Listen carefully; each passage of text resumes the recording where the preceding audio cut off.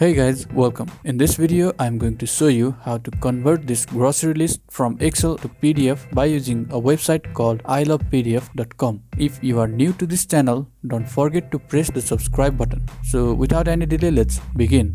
Go to the website. Once you are inside it, choose this convert PDF option. Then go to Excel to PDF. From here, we are going to upload our file. Click on select Excel files.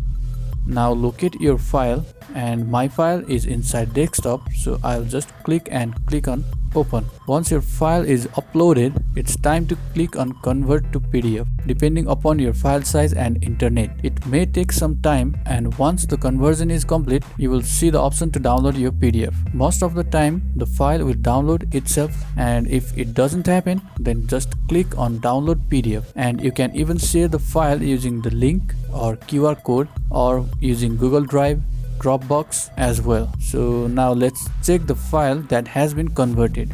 Is it good, bad, or how is it? Let's see.